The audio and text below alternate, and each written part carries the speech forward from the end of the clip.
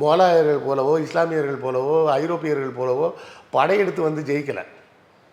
அப்போ சும்மா வந்தவன் என்ன பண்ணுவான், இந்த லோக்கல் எக்கானமியோட அட்ஜஸ்ட் பண்ணி போகிறதுக்கு தான் ட்ரை பண்ணுவான். அப்புறம் எப்படி மதம் இப்போ புதுசாக மதங்களை உருவாக்குனான்னா அப்போ இங்கே என்ன மதம் இருந்தது அப்படின்னு நான் தேடி தேடி பார்த்தா அதில் கடைசியாக ஒரு குறிப்பு வருது. என்ன குறிப்பு வருதுன்னா, சமணர்கள் வந்து முக்கிய சிறப்பான மக்கள் அப்படிங்கிறவங்கள சலக புருஷர்கள்னு சொல்லுவாங்க.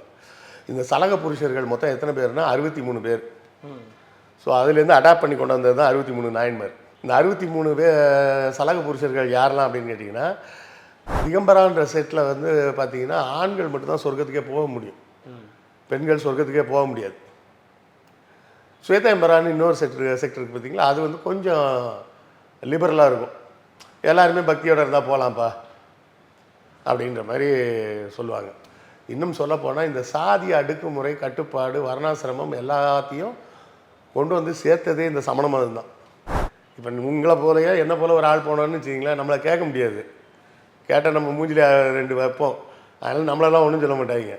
அவங்க தெருவுக்குள்ளே செருப்பு போட்டு நடக்கூடாது லோக்கல் ஆளுங்களாக இருந்தால். அதுக்காகவே லோக்கல் ஆளுங்க அந்த தெருவுக்குள்ளே போக மாட்டாங்க. சமணம் வந்து சரியா அப்படின்னா மதம்ன்றது எந்த பேரில் வந்தாலும் அது சரி கிடையாது. ஏன்னா திகம்பர சமணமும் என்ன சொல்லுது, பெண்கள் வந்து சரியா அமைதியாக இருக்கிறான், அவன் நான்வெஜ்ஜு சாப்பிட மாட்டான், சரக்கு அடிக்க மாட்டான், தம் அடிக்க மாட்டான், அதனால நல்லவன் அப்படின்லாம் சொல்ல முடியாது. இது எல்லாமே ஒருத்தன் செய்ய மாட்டான், ஆனால் சாதி வெறியனாக இருப்பான், அப்புறம் அவன் நல்லவனா?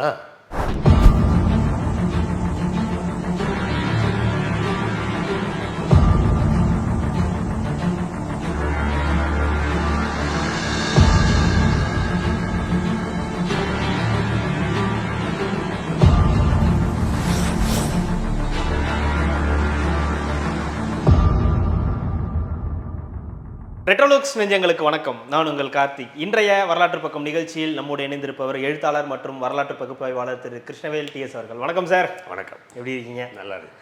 நம்ம வரலாற்று பக்கம் நிகழ்ச்சியில் நிறைய விஷயங்கள் பற்றி பேசியிருக்கோம். அந்த வரிசையில் இன்னைக்கு வந்து ஜெயின் சமூகம் அப்படின்னு ஒருத்தவங்க, ஜெயின் அப்படின்னு சொல்லுவாங்க, பௌத்தம் சமண அப்படின்ற அந்த வரிசையில் ஜெயின் சமூகத்தினர் அவங்களுடைய அந்த முறைகளே எல்லாமே வேறையாக இருக்கும்.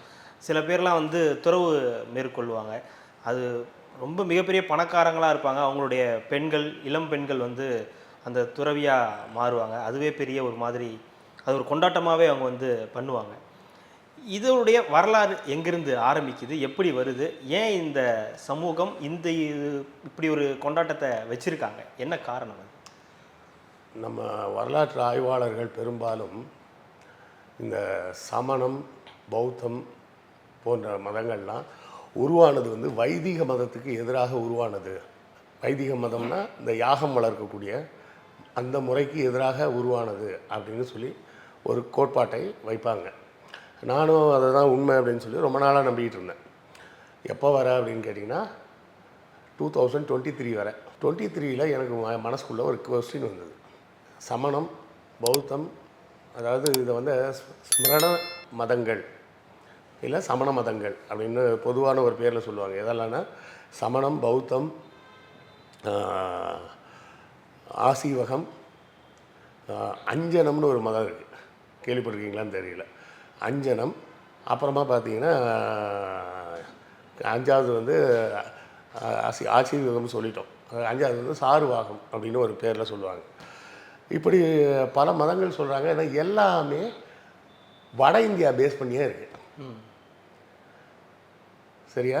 அப்போ தென்னிந்தியாவில் என்ன மதம் இருந்திருக்கும்? தென்னிந்தியாவுக்குன்னு ஏதாவது ஒரு மதம் இருந்திருக்கணும்ல அப்படின்னு தேடி தேடி தேடி போகிறேன்.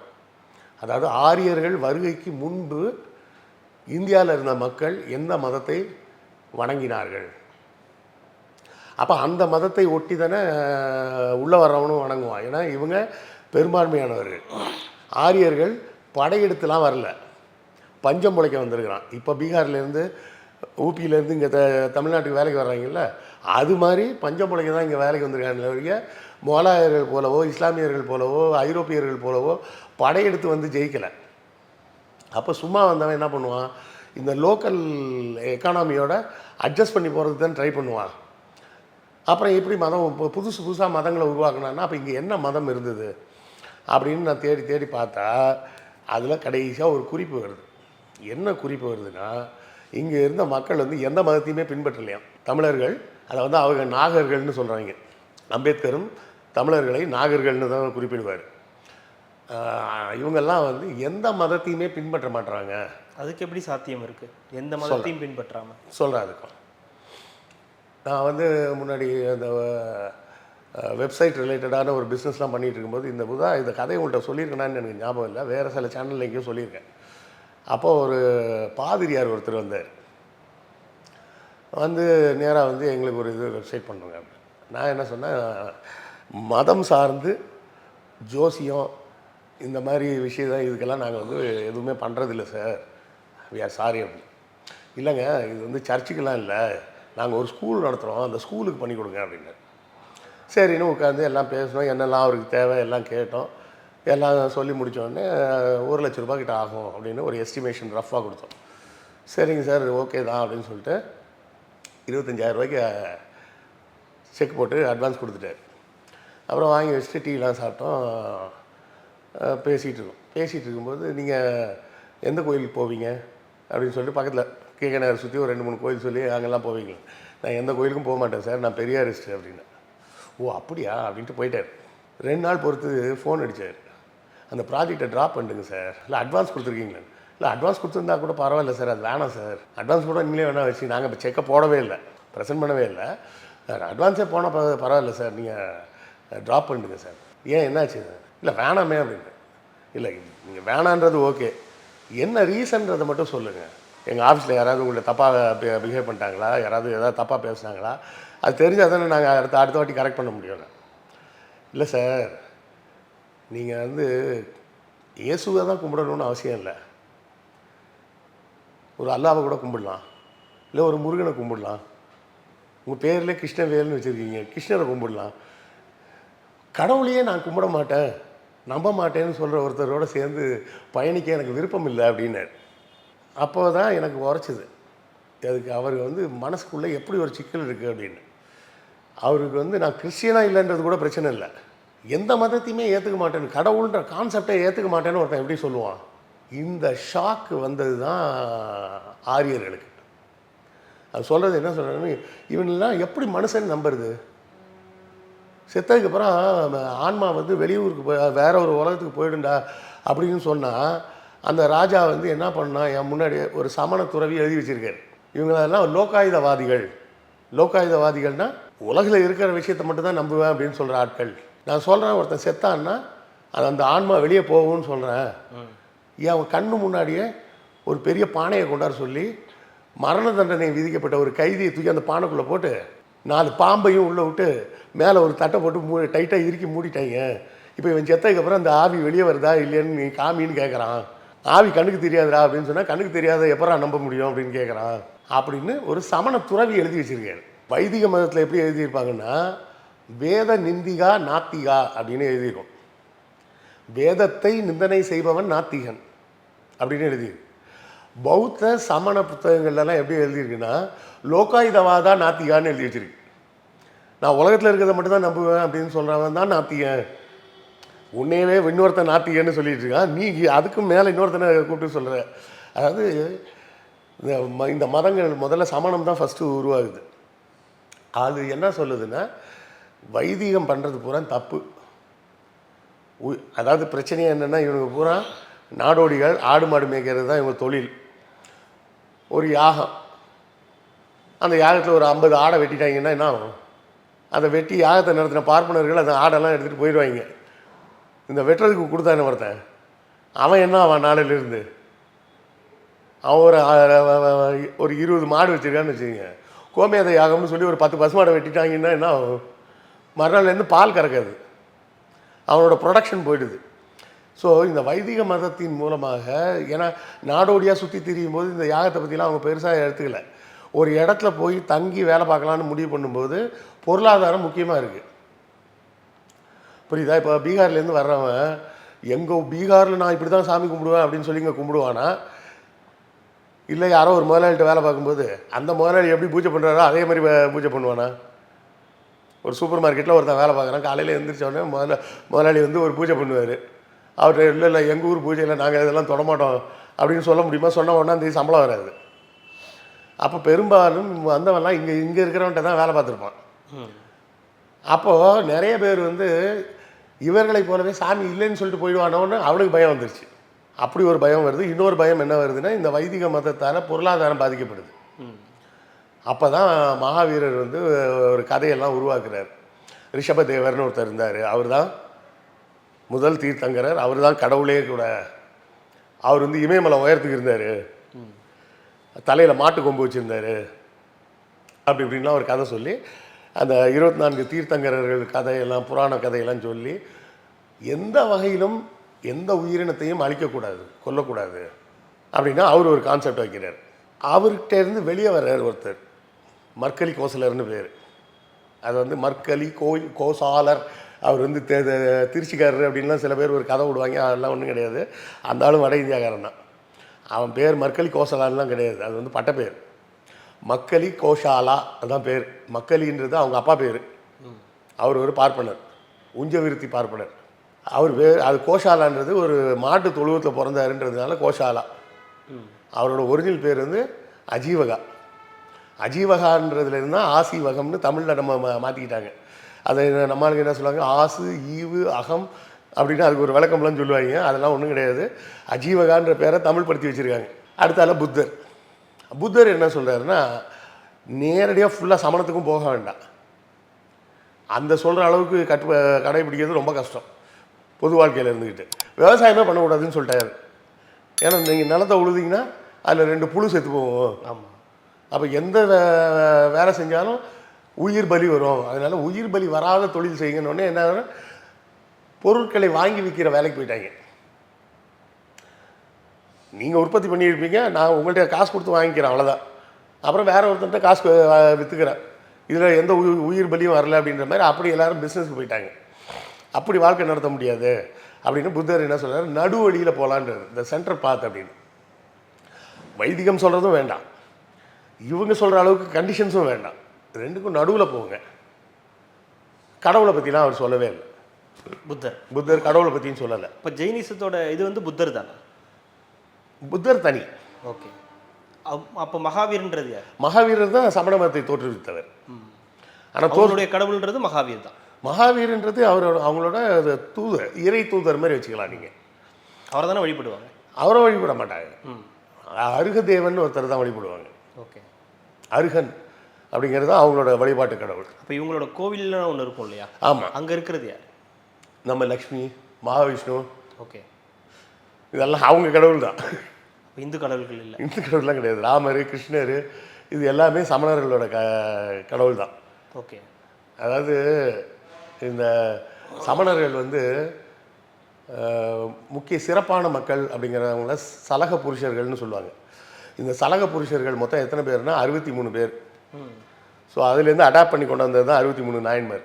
இந்த 63 பேர் சலக புருஷர்கள் யாரெல்லாம் அப்படின்னு கேட்டிங்கன்னா, 24 தீர்த்தங்கரர், இது ஒரு செட்டு. அடுத்த செட்டுக்கு பேர் சக்கரவர்த்திகள்னு பேர். சக்கரவர்த்திகள் என்ன செய்வாங்க, ஆட்சி செய்வார். அவர்கள் ஆள்பவர்கள்.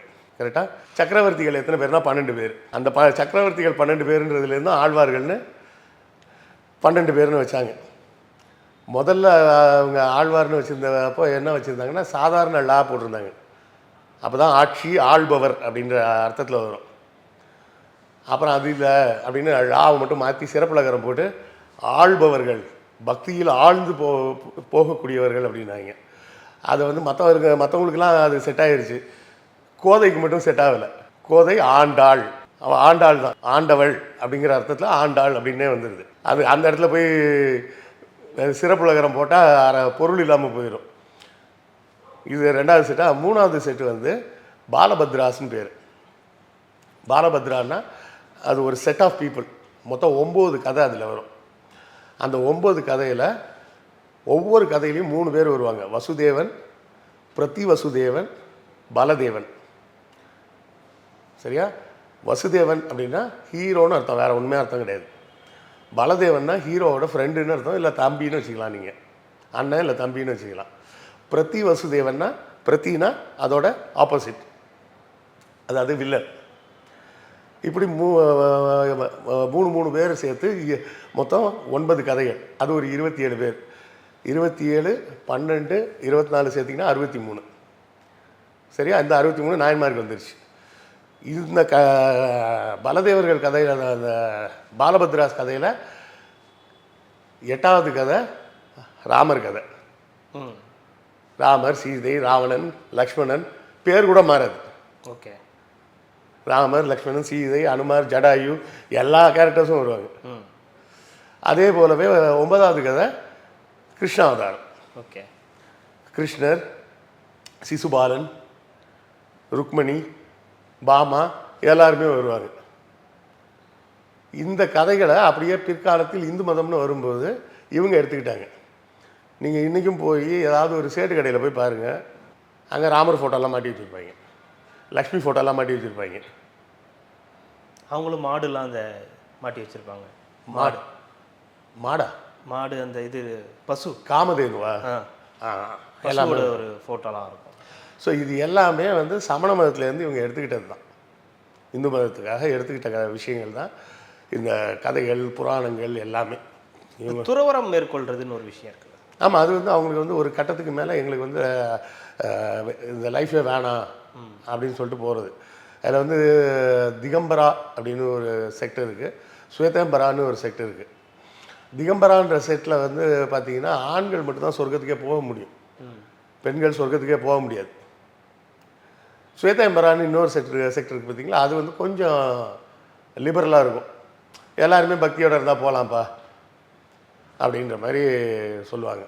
இன்னும் சொல்லப்போனால் இந்த சாதி அடுக்குமுறை, கட்டுப்பாடு, வர்ணாசிரமம் எல்லாத்தையும் கொண்டு வந்து சேர்த்ததே இந்த சமண மதம் தான்.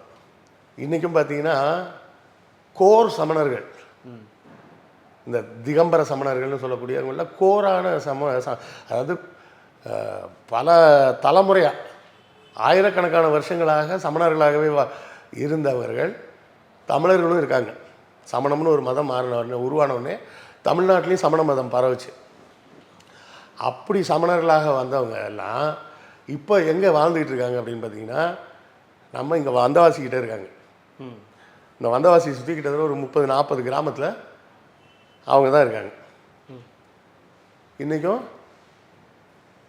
அந்த ஊரில் சமணர்களை தவிர மற்ற யாரும் அந்த தெருவுக்குள்ளே வர முடியாது, வேறு தெரு வழியாக தான் சுற்றிட்டு போகணும். இப்போ உங்களை போலையே என்ன போல் ஒரு ஆள் போனோன்னு வச்சிங்களேன், நம்மளை கேட்க முடியாது. கேட்டால் நம்ம மூஞ்சில் 2 வைப்போம். அதனால் நம்மளெல்லாம் ஒன்றும் சொல்ல மாட்டாங்க. அவங்க தெருவுக்குள்ளே செருப்பு போட்டு நடக்கூடாது, லோக்கல் ஆளுங்களாக இருந்தால். அதுக்காகவே லோக்கல் ஆளுங்க அந்த தெருக்குள்ளேயே போக மாட்டாங்க. இதையெல்லாம் அடாப்ட் பண்ணி தான் பார்ப்பனியம் என்ன பண்ணுது, நாங்களும் அப்படி தான் அக்ரகாரம், பூமிக்கு அடியில் விளைஞ்சதெல்லாம் சாப்பிட மாட்டோம், இந்த பூமிக்கு அடியில் விளைஞ்சதை சாப்பிட மாட்டேன்னு சொல்கிறது சமணர்கள் தான். ஏன்னா அடியில் உள்ளதை விளைஞ்சதை நீ எடுக்கும்போது ஃப்ரெஷ்ஷாக கொண்டு வந்திருப்ப, நெல் மாதிரி காஞ்சி போயிருக்காது. அப்போது கணக்கு நமக்கே தெரியாமல் ஏதாவது அதில் ஒரு உயிர் இருந்து அதையும் சேர்த்து சாப்பிட்டா என்ன பண்ணுறது அப்படிங்கிறதுக்காக அதை சாப்பிட மாட்டாங்க. அதுக்கு ஒரு அவங்க லாஜிக்கலாக ஒரு காரணம் வச்சுருக்காங்க. இவங்கள மாதிரி இந்த மாமிங்க மாதிரி எதுக்குன்னே தெரியாமையே நாங்கள் இஞ்சி பூண்டெல்லாம் சாப்பிட மாட்டோம்ப்பா அப்படின்னு சொல்கிற மாதிரிலாம் அவங்க சொல்லலை. அது வந்து நிலத்துக்கு அடியிலேருந்து வருதுன்றதுனால அதில் ஏதாவது ஒரு உயிர் இருக்க வாய்ப்பு இருக்குது, ஒரு புழுவோ என்னவோ இருக்கும், அதை கொண்டுட்ட மாதிரி பாவம் வேண்டாம், அதனால் அதை சாப்பிட மாட்டோம் அப்படின்னு அதை சாப்பிடுவதில்லை. அது அவங்களோட மத நம்பிக்கையை சார்ந்து இந்த தீண்டாமை போன்ற விஷயத்தையும் உள்ளே கொண்டு வந்துட்டாங்க. அப்புறம் பிற்காலத்தில் பார்த்திங்கன்னா இந்த பெருங்கோயில்களாக அவங்க கட்டி வச்சுருந்த கோயில் பூரா 7ஆம் நூற்றாண்டை ஒட்டி எல்லாம் இந்த பக்கம் வந்துருச்சு. வந்ததுனால அதுக்கப்புறம் அது பூரா இந்து மத கோயில்களாக மாறி முதலில் சைவம் மற்றும் வைணவம் கோயில்களாக மாறுது. பிற்காலத்தில் சைவம் வைணவம் எல்லாம் ஒன்றா சேர்ந்து இந்து மதமாக மாறிடுச்சு. ஆனால் இப்போ சமணர்களோட எண்ணிக்கை ரொம்ப குறைவா? தமிழ்நாட்டில் சமணர்களோட எண்ணிக்கைன்னு பார்த்தீங்கன்னா ஒரு ஊருக்கு 2 சேட்டு அடகு கடை வச்சுருப்பான். சென்னையை பொறுத்தவரை சவுகார்பேட்டை ஏரியாவில் இருப்பாங்க. அவங்கெல்லாம் ராஜஸ்தான்லேருந்து வந்தவங்க. இண்டைஜீனியஸ் தமிழ் சமணர்கள்னால் இந்த வந்தவாசி பக்கத்தில் இருக்கிறவங்க தான். அவங்களுக்கு இங்கே டி நகரில் ஒரு சங்கமே இருக்குது. அது ஏதோ புதுசாக ஒரு கதை சொல்கிறதெல்லாம் இந்த யோசிக்க வேணாம். திகம்பரா ஜெயின் ட்ரஸ்ட் அப்படின்னு போட்டு பாருங்கள், டி நகரில் அதோட அட்ரஸே வரும். அங்கே போய் பாருங்கள், எல்லாம் நம்மளை மாதிரியே கருப்பாக தான் இருப்பாங்க. எல்லோரும் தமிழர்கள் தான். நானே எங்கள் ஆஃபீஸ் வச்சுருந்தேன் ஒரு இடத்துல, நம்ம காசி தேட்டர் பக்கத்தில். அவரும் சமணர் தான், தமிழ்நாட்டு சமணர் தான். நான் சொல்லும்போதே சொல்லி தான் சொன்னார், சார் நான்வெஜ்லாம் சமைக்கக்கூடாது எங்கள் வீட்டுக்குள்ளே, நீங்கள் ஆஃபீஸுன்றதுனால சமைக்க மாட்டீங்கன்ற தைரியத்தில் தான் கொடுக்குறேன், ஆனால் பார்சல் வாங்கிட்டு வந்து சாப்பிடாதீங்க அப்படின்லாம் சொல்லி தான் கொடுத்தாரு. நான் நம்ம பசங்கள்ட்ட நீங்களே சாப்பிடுங்கடா போங்கடா அப்படின்னு, அதெல்லாம் நம்ம பசங்க ஜாலியாக சாப்பிடுவாங்க.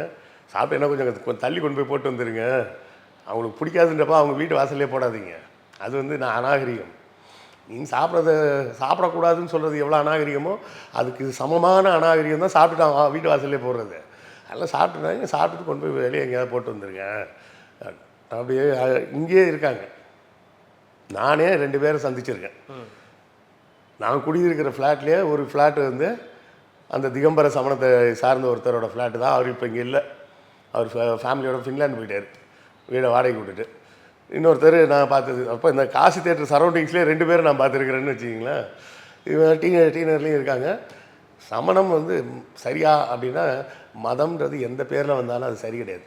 ஏன்னா திகம்பர சமணமும் என்ன சொல்லுது, பெண்கள் வந்து ஆண்களுக்கு செய்ய வேண்டிய எல்லா சேவைகளையும் பக்தி சிரத்தையோடு செஞ்சீங்கன்னா அடுத்த ஜென்மத்தில் ஆம்பளையாக பிறப்பீங்க, அப்புறமா சொர்க்கத்துக்கு போவீங்க. இல்லை, அவங்களுக்கு ஒரு இமேஜ் இருக்கு இல்லையா, அவங்க வந்து அமைதியாக இருப்பவர்கள், அவங்களுக்கு வந்து இந்த செருப்பு கூட போட மாட்டாங்க, அந்த இதை வச்சுட்டு ரோட அமைதியாக இருக்கிறான்றதுக்காகவே ஒருத்தன் செய்கிறதுலாம் நல்லா இல்லை. அப்படி சொல்லலை, அமைதியாக அந்த போராட்டம் கூட அமைதியான போராட்டமாக இருக்கும் அப்படின்ற மாதிரியான. இல்லை, அதைத்தான் சொல்ல, அமைதியாக இருக்கான்றதுக்காகவே ஒருத்தன் நல்லவன் ஆகிடுவானான்ற செயலால் தான் காணப்படும். தக்கார் தகவலர் என்பது அவரவர் எச்சத்தார் காணப்படும். சரியா, அவன் அமைதியாக இருக்கிறான், அவன் நான்வெஜ்ஜு சாப்பிட மாட்டான், சரக்கு அடிக்க மாட்டான், தம் அடிக்க மாட்டான், அதனால நல்லவன் அப்படின்லாம் சொல்ல முடியாது. இது எல்லாமே ஒருத்தன் செய்ய மாட்டான், ஆனால் சாதி வெறியனாக இருப்பான், அப்புறம் அவன் நல்லவனா? இப்போ இந்த சமணர்களே சொல்கிறேன், அவங்க தெருக்குள்ளே செருப்பு போட்டு நடக்கூடாதுன்னு சொல்கிறான், அமைதியானவன் தான், அப்போ நல்லவனா? தெருக்குள்ளே செருப்பு போட்டு நடக்கூடாதுன்னு அந்த ஊர் மக்களே தானே சொல்கிறான். இதை நான் வீடியோவில் பேசி ஒரு பொண்ணுன்னா காலேஜ் படிக்கிற வயசில் இருக்கக்கூடிய ஒரு பொண்ணு புக் ஃபேரில் என்னை நேராக வந்து பார்த்து, ஆமாம் சார் நீங்கள் சொன்னது உண்மை, அதை சொல்லிட்டு போகணுன்னு தான் வந்தேன் நான் புக் ஃபேருக்கு, நான் அந்த ஒரு கிராமத்தை சொல்லிச்சு அந்த ஊரில் தான் இருக்கேன் அப்படின்னு. இதை சின்ன வயசில் எங்கள் அப்பாவே சொல்லியிருக்காரு. அப்போ எங்கள் அப்பா வந்து திருவண்ணாமலையில் ஒர்க் பண்ணிகிட்ருக்காரு. அப்போ அந்த சைட்டில் இருக்க அந்த ஊர்களுக்கெல்லாம் வந்து இந்த வங்கி கடன் சம்மந்தமாக விவசாயிகளெல்லாம் சந்திக்க போவார். அப்படி போகும்போது எங்கள் அப்பா போய் ஒரு தெருக்குள்ளே போயிருக்கார். போனால் ஒரு திண்ணையில் ஒரு ஆள் உட்காந்துருந்தாராம். இடத்த சொல்லி இந்த இடத்துக்கு எப்படிங்க போகணுன்னு. ஐயோ நீங்கள் தப்பான ரூட்டில் வந்துட்டீங்க, நீங்கள் எப்படியே பின்னாடி போனீங்கன்னா அந்த மெயின் ரோட்டில் அப்படியே லெஃப்ட்டில் போனீங்கன்னா இன்னொரு ரைட் வரும், அந்த ரைட்டில் போனீங்கன்னா வந்துடும் அப்படின்னு இருக்காங்க. எங்கள் அப்பா இப்படி பின்னாடி வந்து திரும்ப போய் அந்த ரோட்டில் போனால் இன்னொரு பெரிய ரோடு வருது. அந்த ரோட்டில் மறுபடியும் ரைட்டில் வந்தால் ஒரு ஆற்றுல இறங்குறதுக்கு படி வருது. படி இறங்கி ஆற்றை கடந்து அந்த பக்கம் போயிட்டு திருப்பி வரணும். திருப்பி வந்து பார்க்குறாரு, அந்த பார்த்தாராம் அந்த படிக்கு பக்கத்தில் ஒரு தெரு போகுதில்ல, அந்த தெருவில் இருந்த ஒருத்தன் தான் இந்த இப்படி போக முடியாது அப்படிக்கா போகணும்னு சுற்றி அனுப்பிச்சிருக்கிறான். ஏன்னா பேண்ட்டு போட்டு போயிருக்காருன்ற யாரும் படித்தவராக இருப்பான், வெளியூர்காரன் மாதிரி இருக்கான், அவனை போய் எங்கள் தெருக்குள்ளே வரக்கூடாதுன்னு நம்ம சொல்லி எதுக்கு சிக்கல் அப்படின்னு எங்கள் அப்பாவே இதை பதிவு பண்ணியிருக்காரு என்கிட்ட. இதை 2வது முறை இன்னொரு பொண்ணு வந்து பதிவு பண்ணுது. ஸோ ஒருத்தனை வந்து நான் குடியிருக்கிற தெருக்குள்ளே நடக்கக்கூடாதுன்னு ஒருத்தன் சொல்கிறான், ஆனால் அவன் அமைதியானவன், நான்வெஜ் சாப்பிட மாட்டான், ரொம்ப நல்லவன், சாந்தமானவன். அந்த அந்த அந்த பார்வையை முதல்ல மாற்று. ஒருத்தன் குடியாரனா கூட இருக்கலாங்க, ஆனால் அந்த குடியால் யாருக்கு பிரச்சனை? அவனுக்கு மட்டும்தான் பிரச்சனை. இல்லை கல்யாணம் ஆகிருந்தால் அவன் ஃபேமிலிக்கு கொஞ்சம் பிரச்சனை, பணம் பிரச்சனைன்னு வச்சுக்கிங்க. அதை தாண்டி இந்த சமூகத்துக்கு எந்த பிரச்சனையும் கிடையாது. உடனே சொல்கிறாங்க குடியாரம் தான் குடிச்சிட்டு வந்து யாராவது கையை பிடிச்சி இழுக்கிறான்னு. எத்தனை இடத்துல குடிச்சு விட்டு கையை பிடிச்சி இழுத்தாங்க? எவனோ கையை பிடிச்சி இழுத்தவன் குடிச்சிருந்துருப்பான், அதுக்காக குடிகாரம் பூரா கையை பிடிச்சி இழுக்கிறான்னு இப்போ வந்துருவாங்க பேர். கிருஷ்ணவேல் குடிகாரர்களை சப்போர்ட் செய்கிறார் அப்படின்னு. ஒருத்தன் டெய்லி காலையில் 5 மணிக்கு எழுந்துச்சி நல்ல பட்டையை கிட்டே எல்லாம் போட்டு பக்திமானாக இருப்பார். 20 வருஷம் வளர்த்த பொண்ணு ஒருத்தனை லவ் பண்ணுறான்னு சொல்லி அந்த பொண்ணை வெட்டி கொல்லுவான். அவன் நல்லவனா? இந்த உதாரணம் ஏற்கனவே சொன்னது தான், இருந்தாலும் மறுபடியும் சொல்லுவோம். ஒரு ஆள் வந்து டெய்லி காலைல 11 மணிக்கு தான் எந்திரிப்பார். எந்திரிச்ச உடனே ஒரு ரவுண்டு விஸ்கியை போடுவார். எப்பவும் சுருட்டு பிடிச்சிட்டே இருப்பார். 3 கல்யாணம், 3 லிவிங் அரேஞ்ச்மெண்ட்டு, 3 டைவர்ஸ் ஆகி 3 அதுக்கப்புறம் இன்னொரு 3 பெண்களோட லிவிங் அரேஞ்ச்மெண்ட்டு. இப்படி ஒரு கேரக்டர். இன்னொரு கேரக்டர் நான்வெஜ் சாப்பிட மாட்டார், தம் அடிக்க மாட்டார், குடிக்க மாட்டார். ஒரே ஒரு பொண்ணை தான் லவ் பண்ணார். கடைசி வரை வேறு எந்த பொண்ணையும் திரும்பி பார்க்கல. இந்த 2 பேரில் யாரை நல்லவன்னு சொல்லுவீங்க? பொதுவாக அந்த 2வது ஆள் தான் நல்லது. அந்த 2வது ஆள் தான் ஹிட்லரு. இந்த முதல் ஆள் தான் வின்சென்ட் சர்ச்சில். வின்சென்ட் சர்ச்சில் தான் பதறி பதறி சொன்னார் ஆல்பர்ட் ஹாலில் 1931 வருஷம்னு நினைக்கிறேன், மார்ச் மாதம் 29 அவர் பேசின பேச்சு, அவர் டியூட்டி இன் இந்தியா அப்படின்னு அவர் பேசுகிறார். இப்படி காந்தி கேட்குற மாதிரி ஒரு சுதந்திரத்தை கொடுத்தீங்கன்னா இந்தியாவோட அதிகாரம் பூரா பார்ப்பனர்கள் கையில் போய் சிக்கிக்கும், அங்கே இருக்கிற மக்கள்லாம் நாசமாக போயிடுவாங்கடா, இந்த மாதிரி கொடுக்கக்கூடாது சுதந்திரத்தை அப்படின்னு பதறி போய் சொன்னார்.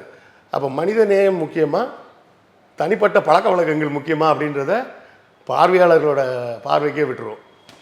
கண்டிப்பாக. மகிழ்ச்சி சார், இந்த நேரம் உங்களுடைய நேரத்தை ஒதுக்கி எங்களுக்காக பல்வேறு தகவல்களை பகிர்ந்தமைக்கு ரெட்ரோ லுக்கின் சார்பாக மிக்க நன்றி. நன்றி.